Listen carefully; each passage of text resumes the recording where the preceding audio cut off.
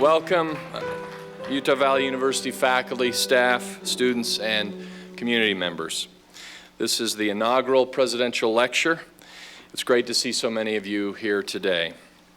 The Presidential Lecture Series is a new initiative here at UVU designed to enhance university-level exchange on campus by bringing in some of the nation's very best scholars and other important thinkers and figures of influence. Today's guest fits into that bill perfectly. As many of you know, this past fall I implemented a freshman reading program that has been adopted somewhat as a common reading.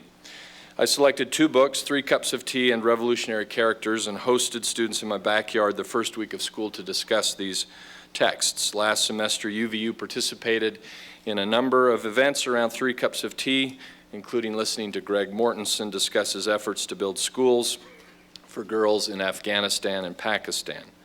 In choosing the second book, Revolutionary Characters, What Made the Founders Different, I revealed some of my own personal interest in the American founding. It is written by Dr. Gordon S. Wood, arguably the most recognized and respected academic historian of our nation's founding. Gordon S. Wood is the Alvo Way University professor and professor of history emeritus at Brown University. He received his BA degree from Tufts University and his PhD from Harvard University. He taught at Harvard and Michigan before joining the faculty at Brown in 1969. He is the author of The Creation of the American Republic, which won the Bancroft Prize, the highest award in the discipline of history, and the John H. Dunning Prize. The Radicalism of the American Revolution won the Pulitzer Prize for history and the Ralph Waldo Emerson Prize in 1993. The Americanization of Ben Franklin was awarded the Julia Ward Howe Prize by the Boston Authors Club in 2005, and he's the author of numerous more books and the recipient of numerous more awards that we could announce. Of course, his greatest claim to fame is that he got an explicit mention in a conversation between Ben Affleck and Matt Damon in Good Will Hunting. You can ask him about that if you want to. Dr. Wood will speak to us for 45 or 50 minutes. He'll try to end right around the time of class change. Those of you that need to go at 10 to the hour should feel free to do so. He will take questions at that point, and as part of this new presidential lecture series, I would like to institute a tradition that as he concludes his remarks and goes into the Q&A session, that the first question be posed by a student. So I encourage you students to listen carefully, think about what he has to say, and Dr. Wood, I'll ask you as you go into Q&A to be sure and call on the students. They're usually distinguishable from the faculty, but you use your good judgment there. So with that, I turn the hour over to Dr. Wood. Thank you.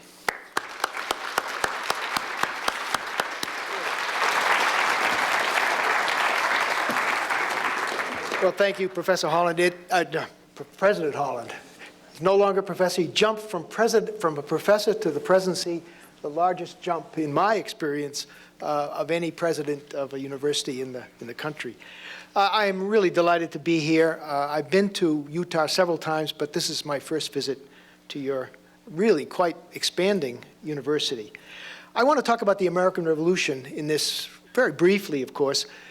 There's no doubt in my mind, and I hope in yours, that the American Revolution is the most important event in American history, bar none. It not only legally created the nation, but it infused into our culture nearly all of our noblest ideals and highest aspirations. Our belief in liberty, equality, constitutionalism, the well-being of ordinary people. All of these ideals and aspirations came out of the Revolution. Our institutions by which we still govern ourselves were created at the Revolution.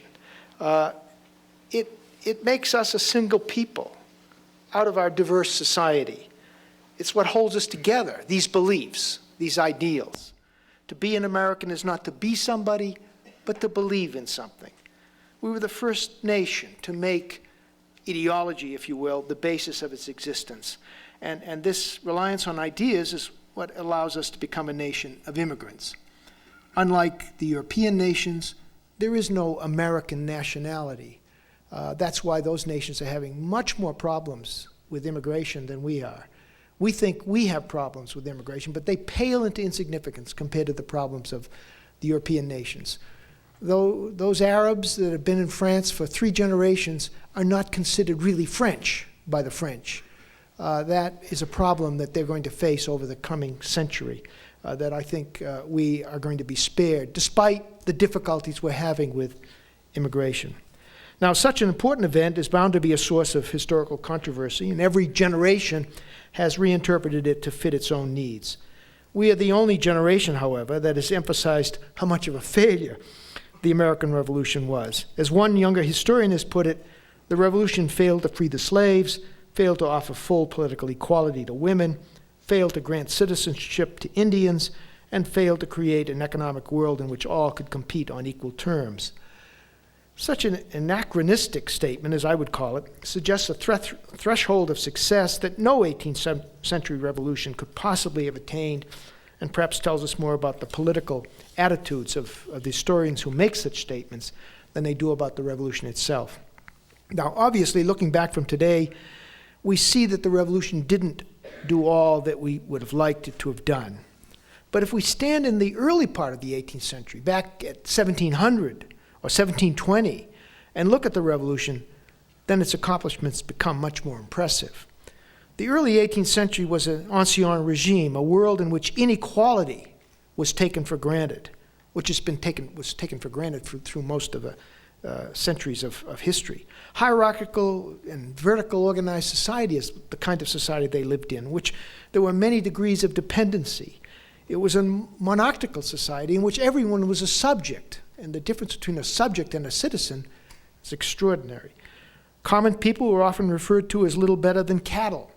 Slavery had existed for thousands of years and still existed in all the British colonies without substantial criticism.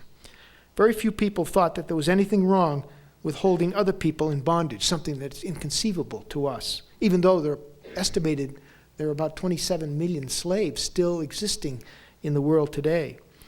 William Byrd of Westover in Virginia, he was a very educated man, member of the Royal Society, but he wrote extensive diaries that were not published until the 1930s, but he showed no guilt over his slaveholding, even though he was a sensitive, intelligent, educated man.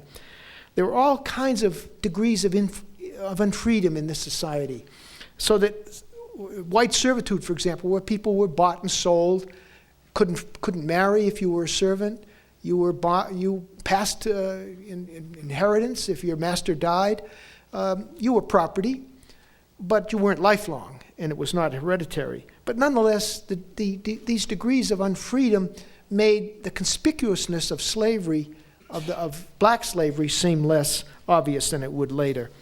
It was a cruel and brutal age. Punishments for crime were severe. There were no prisons, for example, except for debtor's prison. So if you were punished for your crime, you were either executed or you were mutilated. You had ears cut off, nose cut off, fingers cut off, to show the world that you were branded as a criminal. But people didn't go off to prison for penitentiaries. It was a patriarchal society in which women were in very, very dependent positions. And at the beginning of the imperial crisis with Great Britain in 1760, America was still only a collection of disparate colonies, about 1.5 million people, 1/5 of whom were African slaves. These colonists were huddled along a narrow strip of the Atlantic coast, economically undeveloped outposts living on the edges of the civilized world. Now, the revolution changed all of this that I just very briefly described. By the end of the 18th century, these insignificant colonies had become a single continental republic with nearly 6 million egalitarian-minded citizens, a huge proportion of whom had already spilled into the lands beyond the Appalachian Mountains. A huge, bumptious nation that was fast becoming a world unto itself.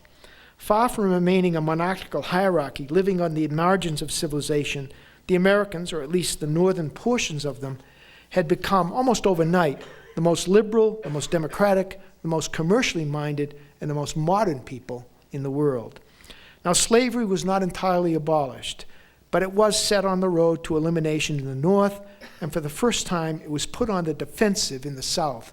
You don't get the term peculiar institution come into use until after the Revolution. It was not a peculiar institution before. Now it's become on the defensive. If you're going to have slaves, you're going to have to defend them in ways you never had to do before. Everyone knew that every leader, as far as I know, said that slavery was incompatible with the revolution's emphasis on liberty, and that if it were to be continued, it would have to be justified in ways that it never had to be justified before. White indentured servitude disappeared. By 1800, there are no white indentured servants left in the country.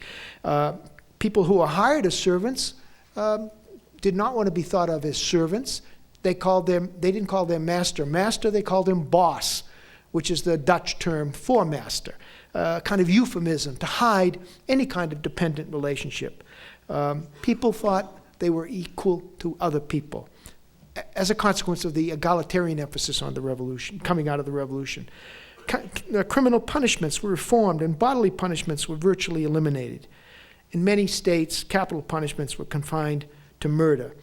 The United States created the modern system of penitentiaries, which has come under much criticism in recent years, but at the time was seen to be an extraordinary reform. And the reason that Tocqueville came here to study what's the American penitentiary system, which was a novelty in the Western world. Women, for the first time, voiced their equality with men, and they saw some slight change in their status in law. And you had people like Judith Sargent Murray writing accounts of claims for the equality of women that had never been voiced prior to the revolution. More important was a new recognition of the right of women to be educated. They had not been able to go to schools, and they certainly did not have any college education. This now is in the air and is brought to fruition within a generation. Now, all these changes can be linked directly to the course of the revolution. It was not a conservative movement, as many have suggested, though it did not have the kind of violence and the reign of terror that characterized the French Revolution. It began as a colonial rebellion, but it soon became something far more important, a world historical event that still, I think, is one of the great revolutions of world history. Americans saw themselves right from the beginning as showing the world how to create democratic governments and end tyranny. They assumed as well the awesome responsibility to bring democracy to the rest of the world, a responsibility that was voiced by President Bush when he went into Iraq, and was voiced by many presidents in our past history. This is what Lincoln was talking about when he mentioned 7 years later. We were the spokesman, the vanguard of history, the only representative. By Lincoln's time, the world was still back, all monarchies, and we were the only monarchy. We were the only democracy left in a world of monarchy. So there can be no more significant event in our history. Perhaps this helps explain why we spend so much time focusing on these revolutionary leaders, or founders, as we call them. They have a special significance for us Americans. Celebrating in the way we do this generation that fought the revolution and created the Constitution is peculiar to us. As far as I know, no other major nation honors its past historical characters, especially characters who existed just 2 centuries ago, in quite the manner we Americans do. We want to know what people ask me these questions. What would Thomas Jefferson think of affirmative action? What would George Washington think of the invasion of Iraq? The British don't have to check in periodically with, say, either of the 2 William Pitts to find out, how Gordon Brown's government is doing. We have a special need for these authentic historical characters in the here and now for us. They have some meaning for us today. Why should this be so?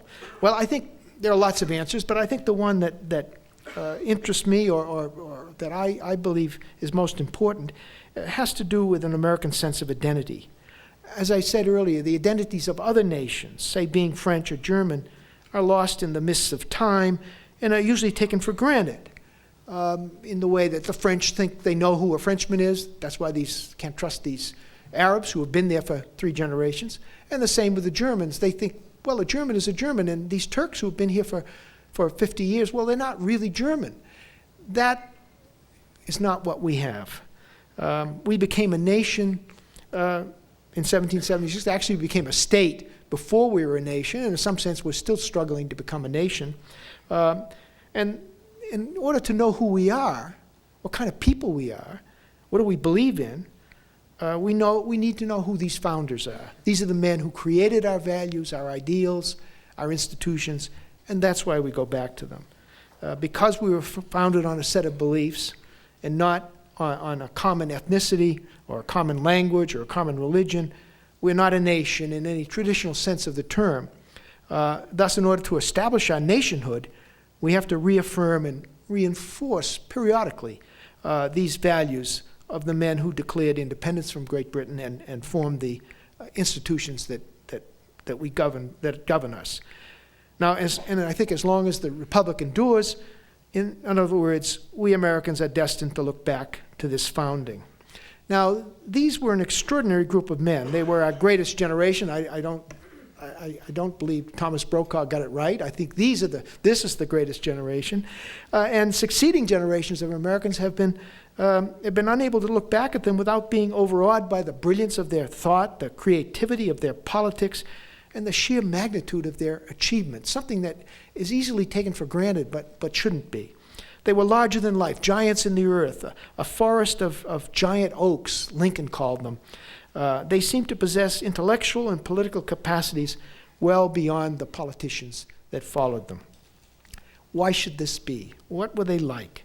Now, great as they were not demigods or superhuman individuals. They were very much the product of peculiar circumstances and a peculiar moment in time. Nor were they immune to the allures of interest that attracted most ordinary human beings. They wanted wealth and position and often speculated heavily in order to realize their aims. They were not demigods, but they were not Democrats either, certainly not Democrats in any modern manner. They were never embarrassed by talk of elitism, and they never hid their sense of superiority to ordinary folk. But neither were they contemptuous of common people or ordinary people. In fact, they always believed that the people in general were the source of their authority. So we had a moment there where we had a nice balance, I guess, between democratic and aristocratic values. But even in their own undemocratic time and circumstances, they were unusual, if not unique. As political leaders, they comprised a peculiar sort of elite, a self-created aristocracy largely based on merit and talent that was unlike the hereditary nobility that ruled 18th century English society. Now, 18th century British society remained under the authority of about 400 noble families, and they had a society quite a bit, 2.5, 3 times larger than ours. 400 noble families dominated the 10 million people in Great Britain, whose fabulous scale of landed wealth, political influence, and aristocratic grandeur was unmatched by anyone in North America. And if you've been to any of their visited England and seen any of their country houses, you know what I'm talking about. While Charles Carroll of Maryland, one of the wealthiest planters in the American South, was earning what Americans regarded as a huge sum of £1,800 a year, the Earl of Derby's vast estates were bringing in an annual income of over £40,000. So you see the scale of things was very different. By English standards, American aristocrats like Washington and Jefferson, even with their hundreds of slaves, remained minor gentry at best. And by the English measure of status, lawyers like Adams and Hamilton were even less distinguished. Gentlemen, no doubt, but nothing like the English nobility. The American revolutionary elite was thus very different from the English aristocracy. By its very difference, however, it was ideally suited to exploit the peculiar character of the 18th century Enlightenment. Now, this 18th century Anglo-American Enlightenment, they didn't call it the Enlightenment. They talked about living in an enlightened age. That's a term that we historians have applied to the period. It was preoccupied with politeness, which had a much broader meaning for people then than it does for us today. It implied more than manners and decorum. It meant affability, sociability, cultivation. Indeed, politeness was considered to be the source of civility, which was soon replaced by the word civilization. Civilization implied a social process. Societies, it was assumed, moved through successive stages of social development. You had the 4-stage theory, which emerges at the end of the 18th century. And you may have picked it up in your geography courses in the 7th grade. You know, your hunting and gathering stage, and you move to the herding stage of cattle and others. Agricultural stage is the 3rd, and the final stage is the commercial stage, which the great nations of Europe, France and Britain, were in. You began in kind of rude simplicity, and societies progressed to refined complexity of civilization. And all nations could be located along this spectrum of social development. Since civilization was something that could be achieved, everything was enlisted in the 18th century in order to push back barbarism and ignorance and spread this civility, this refinement, this politeness. All sorts of new organizations and instruments sprang up in the Anglo-American world to spread light and knowledge among people. Learned societies, lending libraries, debating clubs, assembly rooms, reading groups, gentlemanly magazines, concerts, galleries, museums. 18th century English-speaking people saw the beginning of culture as a public commodity, as something that was valuable, that gave status, and that could be acquired. In other words, the cultural world that we're familiar with, concerts, museums, galleries, was born in this age of enlightenment. Now, at the center of this new civilized world was the idea of a gentleman. Now, defining a proper gentleman was a subject that fascinated the educated people of the 18th century world, English-speaking world. And writers from Richard Steele, Addison and Steele, the Spectator papers, to Jane Austen, the novelist, spent their lives struggling with what constituted the proper character of a gentleman. Indeed, John Adams and Thomas Jefferson were still going at it in their fabulous correspondence at the end, during their retirement, at the end of their lives. What's the proper definition of gentility? For many in the 18th century, including the American revolutionaries, being a gentleman assumed a moral meaning that was far more important than its social significance.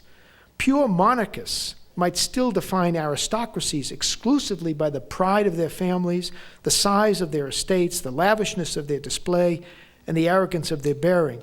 But others increasingly downplayed or ridiculed these characteristics and felt they had nothing to do with true gentility. Think of Jane Austen's novels. Think of Jane Austen's Pride and Prejudice. Elizabeth Bennet is looking for an ideal husband, and she's not sure that Mr. Darby fits the bill. He's got 10,000 pounds a year coming in. He's got all kinds of purple blood, but does he really have the characteristics of the kind of gentleman that Jane Austen or her spokesperson, Elizabeth Bennet, wants? That's what the whole story. In fact, Jane Austen's novels are all about this. She's always looking for the ideal gentleman. Think of Emma, Mr. Knightley. She defines them not by the lavishness of their estates or their bloodlines, but by their characteristics of civility, politeness, manners, decency, all these moral characteristics. This enlightened age emphasized man-made criteria and gentility, as I say, grace, taste, learning, character. So much so that even to that titled peers like Lord Chesterfield like to think that their exalted social position as a lord, a peer of the realm, would due to talent and not to the inheritance of their title. Being a gentleman was the prerequisite to becoming a political leader.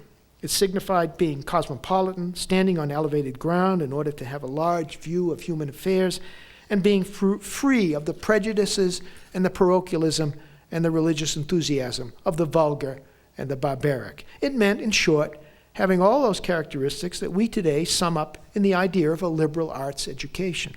Indeed, the 18th century created the modern idea of a liberal arts education in the English-speaking world to eliminate parochialism and prejudice and get a large view of the world.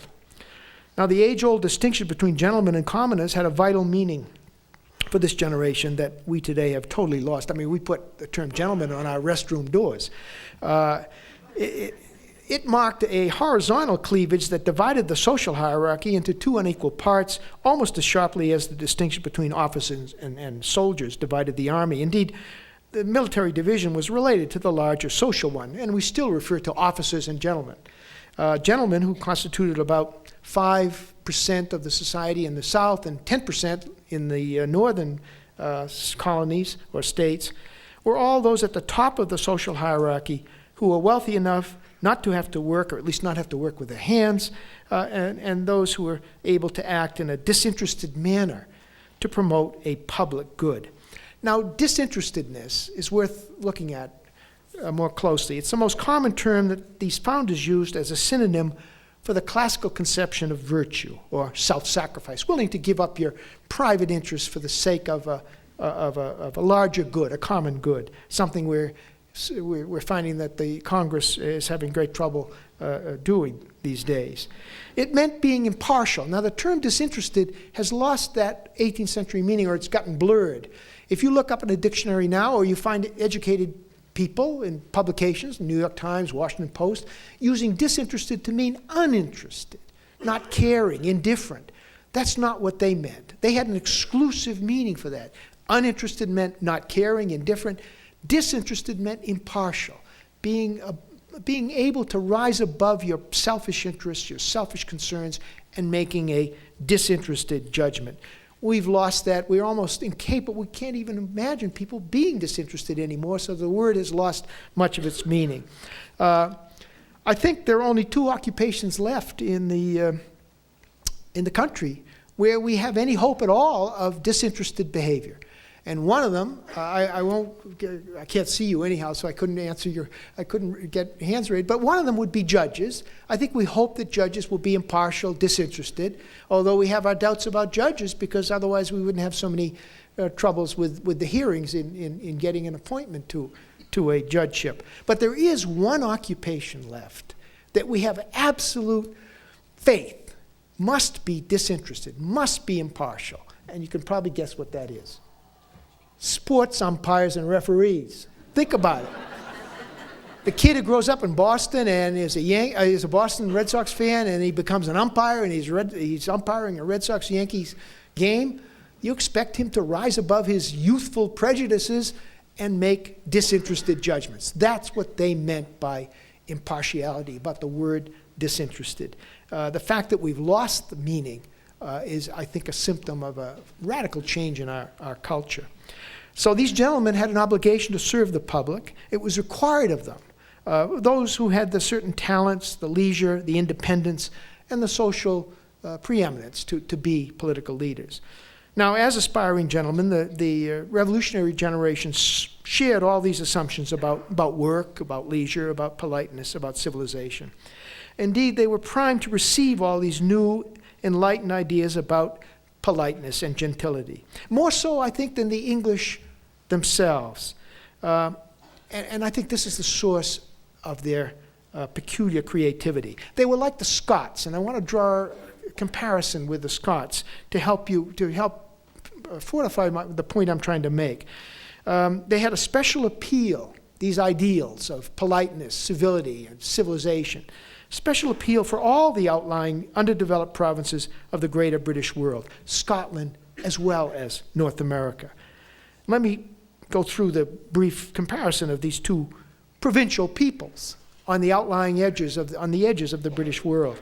Both the Americans and the Scots were provincials, living, as I say, apart from the metropolitan English world. Both lacked the presence of the great hereditary noble families that were at the ruling center of English political life. After the 1707 settlement, which connected England with Scotland and created Great Britain, the term Great Britain, the great Scottish nobles moved south to London where all the action was, and it left Glasgow and Edinburgh under the control of minor gentry, similar to those in America.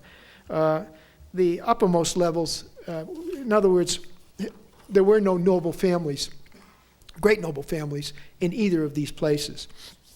And so it was natural for these professional men, these minor gentry, small landowners, to be anxious to have their status determined less by their ancestry or the size of their estates and more by their behavior or their learning. They were much more interested in judging themselves by these other man-made criteria rather than those of the nobility. Both the Scots and the North Americans were acutely aware, moreover, of the contrast between civilization and the nearby barbarism of the Highland clans and the North American Indian tribes. The Highlanders were, to the people living in Edinburgh or Glasgow, were as wild and as frightening to the Scots, these lowland Scots, as many of the Indians, the savages they called them, were to the people, the white people in the eastern cities. Both peoples, both Scots and North Americans, were keenly aware of the degrees of civilization, and they spent much time writing and reading essays on the stages of social progress. You have commencement addresses through the middle of the 18th century. From rudeness to refinement would be the topic, talking about the way in which societies develop from savagery to refinement. They knew that they lived in cruder and more simple societies than the English, and that England was well along in the fourth and final stage of social development, that commercial society, and that had much to offer them in the ways of politeness and refinement. Yet at the same time, both the Scots and the Americans knew only too well that the polite and sophisticated metropolitan center of the empire in London was steeped in luxury and corruption. England had sprawling, poverty-riven cities, over-refined manners, gross inequalities of rank, complex divisions of labor, and the widespread manufacturing of luxuries, all symptoms of over-advanced social development and social decay. In other words, both the Scots and the North Americans thought that England was on the verge of dissolution. These provincials, in both Scotland and North America, began to feel an acute ambivalence about being part of this British Empire. Of course, they were proud of being of their simple native provinces, proud of being Scots, proud of being from Virginia or Massachusetts, but keenly aware of the metropolitan center of civilization that was London. Both the Americans and the Scots had this unsettling sense that they were living in two cultures simultaneously. Their local provincial culture, which had its own attractions for them, but also aware that there was a larger, more sophisticated culture 3,000 miles away, or in the case of the North Americans, or hundreds of miles away in the case of the Scots. Although this experience may have been unsettling, it was, I think, at the same time, very stimulating and creative. It was a provincial creativity that I think came out of this. And I want to make this point by comparing or using as an analogy the case of American novelists, imaginative writers in 20th century America. You start in the early part of the 20th century, with the Midwest. Acute sense of writers having an acute consciousness of being Midwesterners. And I'm thinking of Dreiser and Sherwood Anderson and Sinclair Lewis, growing up in Minnesota, or growing up in Chicago, acutely conscious of being Midwesterners, being part of a provincial world, but also knowing that it was a larger world in New York or London that they were not fully part of. And it's that duality, that living in two cultures that I think was the source of their creativity.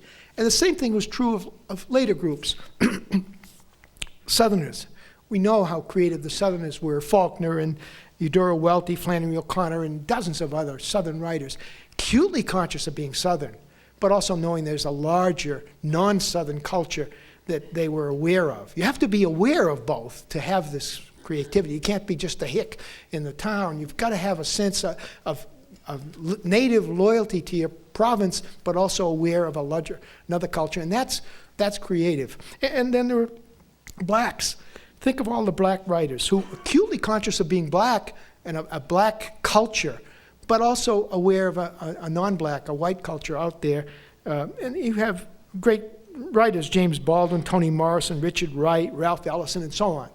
And then finally, of course, the Jews, Saul Bellow and Philip Roth, Malamud, they're all acutely conscious of being Jewish in a non-Jewish world and aware of the non-Jewish world. And that conjunction of these two cultures, I think, is creative.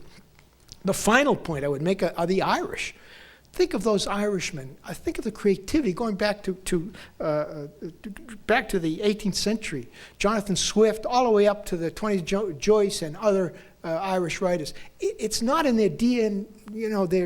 It's not hereditary. It comes out of the fact that these Irish lived in two worlds: an English world, an English-speaking world, but were loyal Irishmen at the same time, or part of an Irish world at the same time. And I submit to you that the conjunction of these two cultures, or living in these two cultures, was disturbing, unsettling, but creative. And I think that was the source of the creativity of both the North Americans, our Jeffersons, our Hamiltons, our Washingtons, and the Scots. And Scotland was maybe more creative even than our North Americans when you think about what came out of that period. Adam Smith, David Hume, Adam Ferguson, John Miller. The beginnings of modern social science were created by these Scots. They're the ones that created the four-stage theory. So you have, why should, the English didn't do this. Gibbon, in his autobiography, says, Oxford was a dull, complacent place. Nobody had a fresh thought about anything because they didn't have to. They were on top of the world. Why should they think freshly about anything? It's these outliers who think freshly. So living close to what they regarded as savagery and barbarism, both the Scots and the North Americans felt compelled to think anew about the meaning of being civilized. And in the process, they put a heightened emphasis on learned and acquired values at the expense of the traditional inherited values of blood and kinship. They committed themselves, in other words, to behaving in a certain moral, virtuous, and civilized manner. Indeed, the intense self-conscious seriousness with which they made that commitment was what ultimately separates them from the later generations of American leaders. But that commitment also sets them sharply apart from the older world of their fathers and grandfathers. They were men of high ambition and yet of relatively modest origins. And this combination meant that achieved rather than ascribed values were important to them. Almost all the revolutionary leaders, even including the second and third tiers of leadership, were the first generation gentlemen. That is, they were the first in their families to go to college. And several of them, of course, Franklin and Washington, never went to college at all. But those who did were the first to acquire a liberal arts education and to display these new 18th century marks of an enlightened gentleman. Jefferson's father, Peter Jefferson, was a wealthy Virginia planter and surveyor who married successfully into the prestigious Randolph family. But he was not a refined and liberally educated gentleman. He did not read Latin, he did not know French, he did not play the violin. As far as we know, he never once questioned the idea of a religious establishment, that is, a church establishment paid by the state, or the owning of slaves. But his son, Thomas Jefferson, was very different. Indeed, all the revolutionaries knew things that their fathers had not known, and they were eager to prove themselves by what they believed and valued, by their virtue, by their disinterestedness. Yet in the end, they were not able to accomplish all they wanted to do. They were not able, for example, to abolish slavery throughout the nation, although it was abolished in the North. They lived with the illusion that it would die a natural death, and they hoped for the future that the future would take care of it. They couldn't have been more wrong. They weren't able to perpetuate their kind of leadership either. So if we want to know why we can never again replicate the extraordinary generation of founders, there's a simple answer. The expansion of what we today presumably value most about our society. It's egalitarian democracy. In the early 19th century, the voices of ordinary people, at least ordinary white people, began to be heard as never before in history, and they soon overwhelmed the high-minded desires and aims of the revolutionary leaders who had brought them into being. The founders had succeeded only too well in promoting democracy and equality among ordinary people, and indeed, they succeeded at preventing any duplication of themselves. Thank you.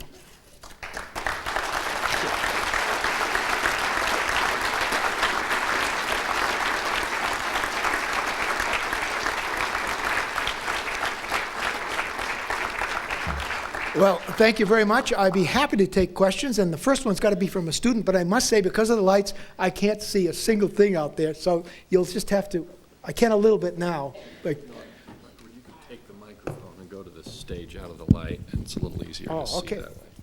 All right. Anybody got a question? One thing you said that I found interesting was that America is the last hope for democracy. I'm sorry, speak. I say one of the things you said that I found interesting was that America was the last hope for democracy in the world. If, say, the United States should move towards socialism or should collapse like the Roman Empire, do you think that many European countries or other democracies would follow suit? Well, I don't think we can predict the future. Historians really can't predict the future, and we don't know what the future will be. I think we're still a very strong society, but obviously we're not going to remain the only great nation, and obviously China has, but I remember back in as early as the 1980s when people said, well, Japan is taking over the world, they bought up Rockefeller Center, and oh boy, we're declining, and Japan is going to come. And of course, that never happened. The Japanese went into recession and have scarcely come out of it. Let me give you one more anecdote that gives you some sense of our history and how this role has played. As I say, we supported every revolution, including the French Revolution of 1870, when, and there's this wonderful message from President Grant to the French congratulating them on establishing the Third French Republic. And then he adds, he says, and fulfilling and establishing, basing your government on American principles. I don't know what the French, we have no response from the Foreign Office from France on that, but that's the attitude we had. Now, the big climax in our history came in 1917. Now, I don't know how much you know about 1917 and the Russian Revolution, but the revolution takes essentially two stages. Initially, the Tsar resigns, and the moderate government come in, taken over eventually by Kerensky. And we were the first state in the world to extend diplomatic recognition to the new Russian Republic, congratulating it again on adopting American principles. That's what the American minister in Moscow writes back to Washington, telling Wilson, now you have a fit partner for your world of democracies. And Wilson is ecstatic. Again, we're the first in the world. The fall, the Bolsheviks take over with a whole new ideology. And suddenly we were not the first nation in the world to recognize the Soviet Union. We were the last major nation. I think the last was Ireland. But we were the last major nation to recognize the Soviet Union 16 years later, 4 presidents, 1933, 4. So why would this be? It's simply because the Soviet Union offered a rival ideology, revolutionary ideology with the same universalist principles as our own. And this was a basic threat, not to the American government or our market system, but to our whole history. We were no longer the sole spokesman, if you will, the sole example of the future of democracy. Suddenly we had this rival system with its same universalist aspirations, and that's what threw us into a complete panic. And the Cold War began in 1917 and continued, as you know, until 1989 when the Soviet Union collapsed and suddenly we were back in. That's why Fukuyama wrote a book in 1990 called The End of History. He thought, well, with the collapse of the Soviet Union, there's only the liberal democracy left, and since we are the prime spokesman for liberal democracy, we're the top dog. Other political scientists like Samuel Huntington wrote another book called In Contrast of Civilizations. He anticipated a Muslim threat in 1994 or so. So he's way ahead of the curve. But that history of our Cold War antagonism to the Soviet Union was not based simply on a different marketing system or socialism versus capitalism.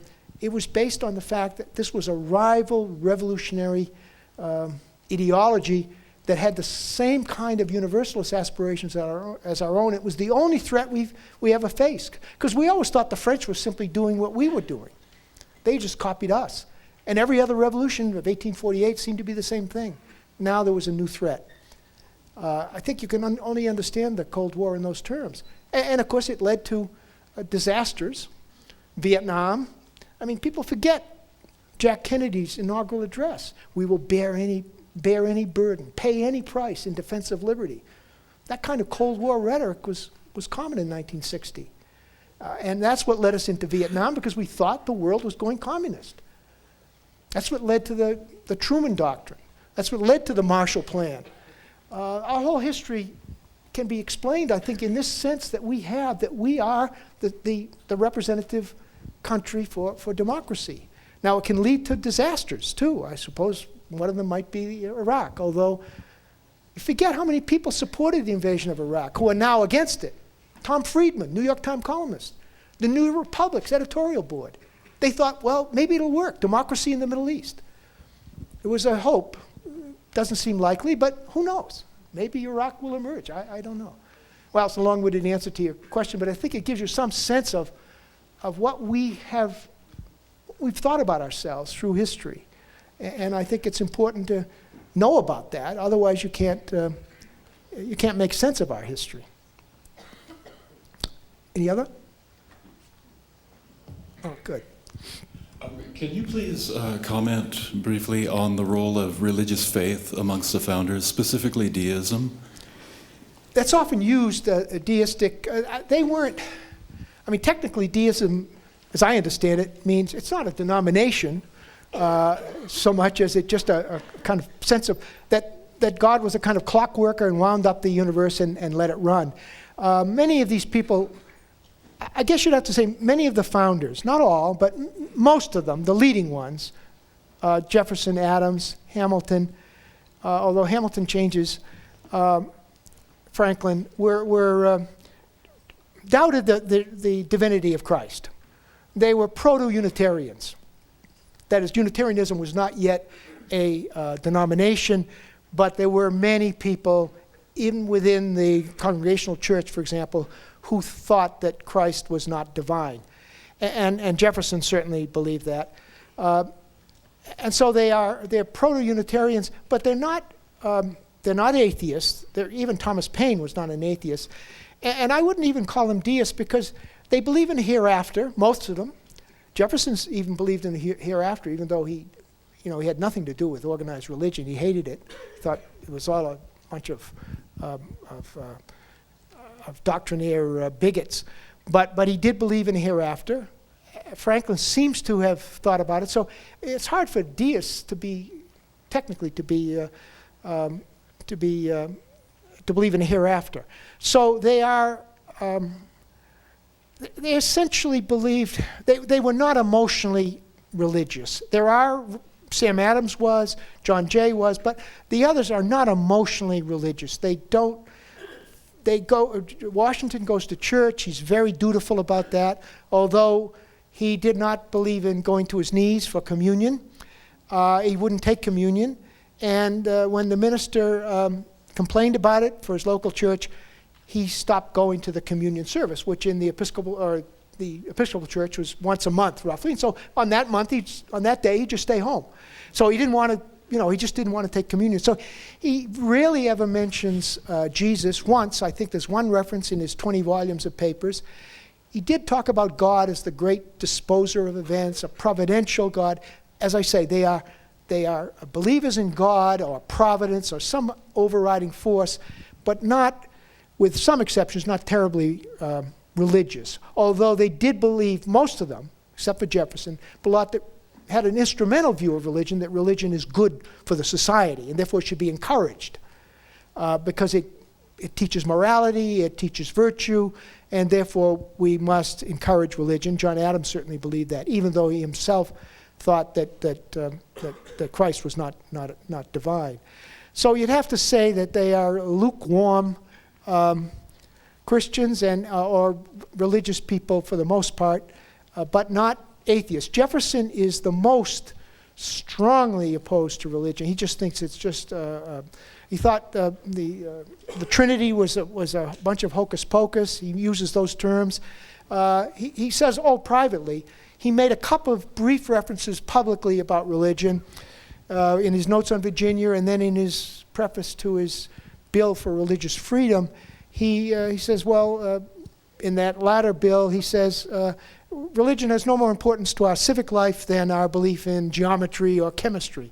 Well, that was just out of touch with most Americans, including most of his colleagues. But that's the kind of view he had. And then earlier he had said, what does it matter whether my neighbor believes in one God or 20 gods? It doesn't break my leg.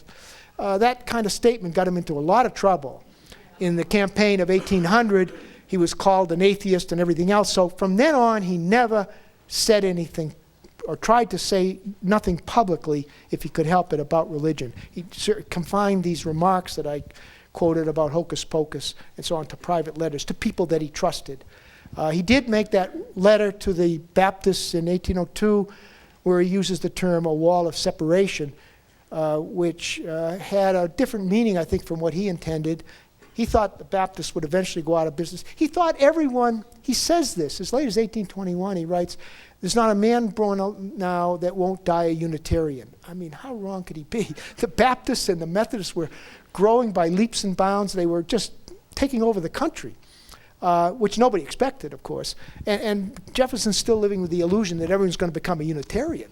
So they weren't any more capable of predicting the future than we are.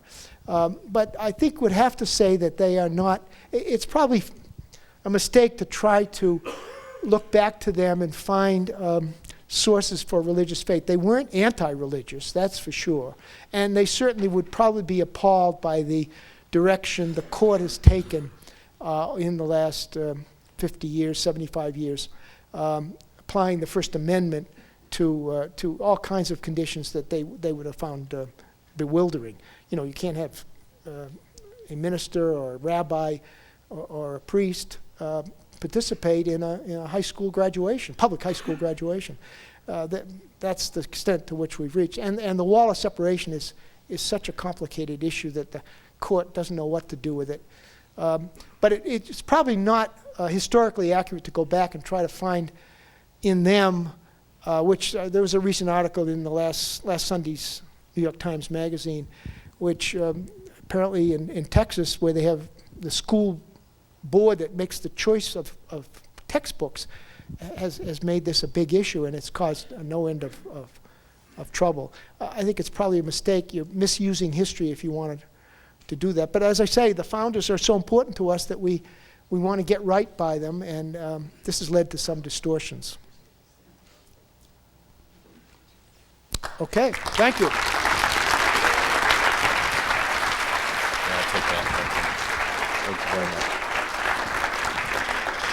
Dr. Wood, in recognition of your inaugural efforts here in our presidential lecture series, we've got you a warm UVU blanket to take back to the bitter cold East Coast.